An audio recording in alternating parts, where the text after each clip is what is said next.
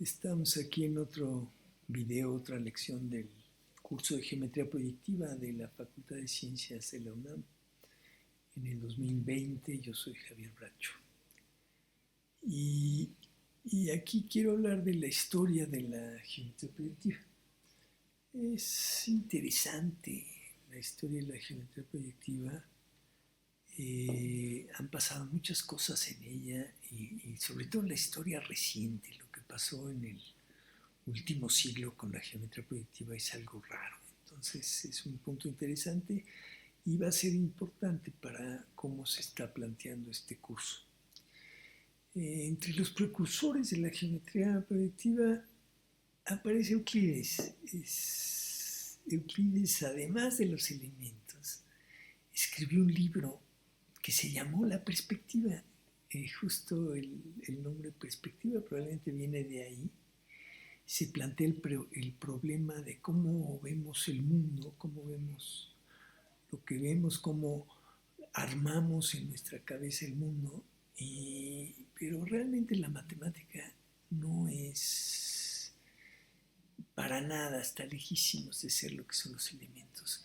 Aquí son muchos teoremas que dicen básicamente lo mismo de una manera y de otra, que es que las cosas cuando se alejan se hacen chiquitas o se ven chiquitas, ¿no? Es todo lo que dice. Pero 600 años después, en el siglo IV ya de nuestra era, el primer teorema de la geometría proyectiva es el teorema de Pappus. Y es el primer teorema en donde no existe para nada el concepto de distancia o de ángulo en el enunciado. Y eso es importantísimo porque las distancias y los ángulos se deforman cuando los vemos o cuando los dibujamos. Ese es el punto. Y esto solamente habla de incidencia. Resultó ser un teorema fundamental y vamos a hablar mucho de él en el curso. De aquí hay que saltar hasta el Renacimiento, que es cuando realmente surge la geometría proyectiva, porque los artistas se plantean tratar de dibujar y de pintar con realismo, justo como ven. Y entonces el que sienta las bases, el que pone probablemente parte de la terminología, de las técnicas, de la perspectiva, es el arquitecto Filippo Brunelleschi, que es el autor de una cúpula majestuosa y que sigue sorprendiendo sobre cómo fueron capaces de construir tal cosa, ¿no? Era muy osado. Y uno de sus estudiantes es Leon Battista Alberti. Él sí se lanza, fíjense, tiene, pues que será 30 años más que él. Y él sí se lanza a escribir las ideas de Brunelleschi y escribe un libro que se llama De la pintura. Empieza diciendo que es pintar, que es justo lo que decía hace rato, tratar de poner lo más realista posible. Y entonces empiezan a aparecer estos términos que hoy se conocen mucho, los puntos de fuga, el horizonte, pero los manejan de manera muy técnica, no entran a la argumentación matemática de por qué son así las recetas y no de otra manera. Pero en fin, son unas recetas que funcionan tan bien, que se aprendieron tan bien, que los grandes maestros, y aquí voy a poner nada más a dos, me están faltando varios, uno de ellos es Leonardo, usa la perspectiva, se conoce el libro de Battista Alberti perfectamente, y es la famosa Última Cena de Leonardo da Vinci que todos conocemos.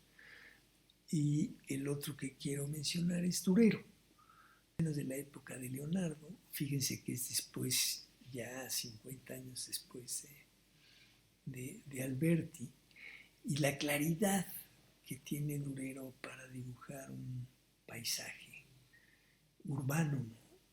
Las líneas van a donde tienen que ir y todo lo hace usando las técnicas de la perspectiva que ellos desarrollaron. Y ahora observen en qué año estamos aquí, 1530, 1520, ¿no? Pasan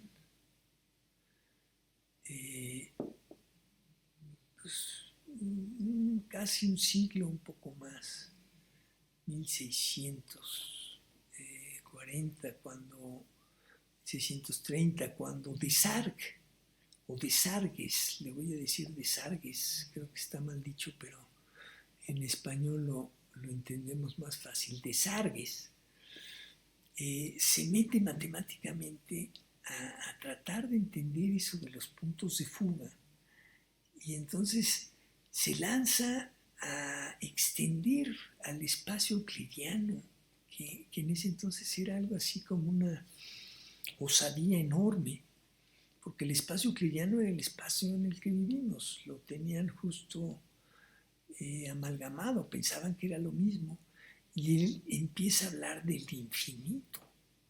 Y también en el Renacimiento les daba miedo, y agarra a Desargues y se lanza y extiende a la geometría euclidiana con puntos nuevos, uno por cada clase de paralelismo, ¿sí? Y ese es el padre de la geometría proyectiva. Y como en la geometría hay puntos y hay líneas, y básicamente eso es todo lo que hay, tiene que añadir líneas. Y esto lo vamos a ver con cuidado después de ver muchos ejemplos. Lo vamos a ver con cuidado en el curso, lo que es el espacio desarguesiano y el plano desarguesiano. Pero resulta que Desargues es contemporáneo de Descartes, y ambos son paisanos, ambos son franceses, viven juntos ahí en París. Y también es muy cercano a Pascal. Pero el punto clave que quiero hacer aquí es que Descartes, al mismo tiempo que Desargues descubre la geometría proyectiva, o es el padre de la geometría proyectiva, Descartes empieza con la geometría analítica. Y la gran mayoría de los matemáticos se siguen estudiando la geometría analítica, la de Descartes. Y la de Desargues, la geometría de Desargues, pues pasa desapercibida. Fíjense, estamos 1640, digamos, y tenemos que saltar hasta 1800, por ahí, para que las ideas de Desargues sean estudiadas y vueltas a considerar por otros matemáticos. Los voy a pasar muy rápido y luego voy a hablar de su trabajo. Voy a hablar de Monge, de Poncelet, otro francés, de Jakob Steiner, un suizo. Fíjense, ya es el siglo XIX, la primera mitad, y uno muy importante que es von Staudt, un alemán, Karl Georg Christian, y aquí se me pasó a Felix Klein, no sé por qué, estábamos acá. Entonces, ¿qué fue lo que hicieron ellos? Monge y Poncelet retoman las ideas de Desargues, empiezan a hablar de las proyecciones de una manera matemática más precisa.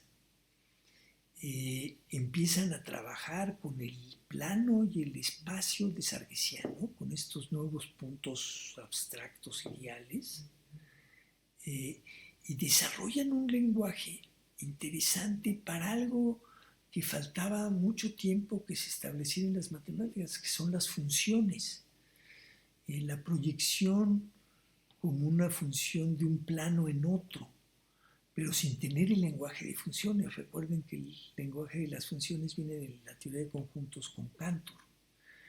Me voy a saltar a von Staudt. Von Staudt escribe un libro que se llama La geometría del lugar. Se dan cuenta que están haciendo una geometría donde las distancias y los ángulos ya no son objetos tan importantes. Sin embargo, el primero que se deshace de las distancias es von Staudt.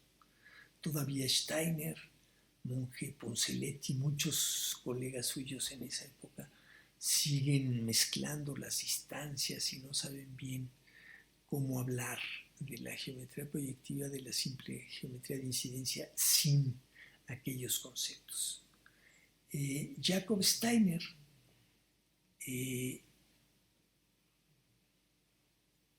profundiza la idea de las funciones. Entonces ellos son precursores de las funciones en abstracto, no nada más de las funciones entre números, sino funciones entre puntos de las líneas o funciones entre planos.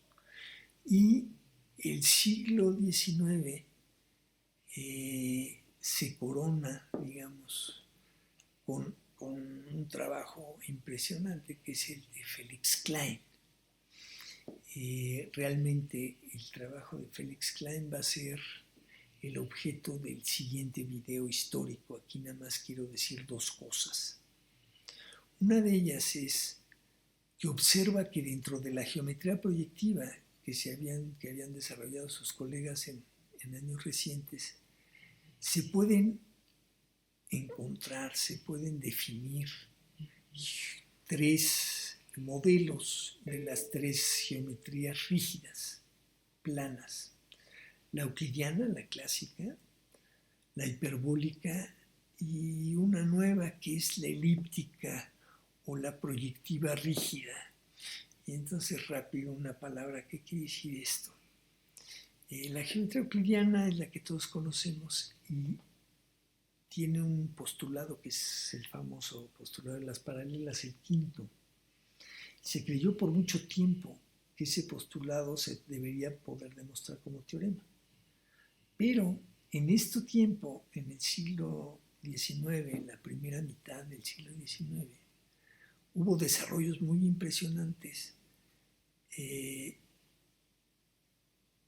tratando de demostrar que este es un teorema. A lo que llegaron es que no es un teorema, que se puede suponer que es falso, y nos da con eso como axioma una nueva geometría, que es la geometría hiperbólica, y la otra manera de negarlo, lo vamos a ver en su momento, es la geometría elíptica. Y estas tres geometrías, Felix Klein observa, mire, todo esto estaba dentro del plano de Sargesiano. Y observa Klein en el famoso programa de Erlangen, que así se va a llamar el próximo video, que para la geometría en general había, y es lo que vamos a ver en ese video, la geometría había tenido avances inesperados por diferentes lugares. Y entonces, tratando de resumir lo que era la geometría, lo que dice es que hay que estudiar los movimientos. Y esto lo vamos a detallar después. Entonces, aquí acabamos. Muchas gracias por escucharnos.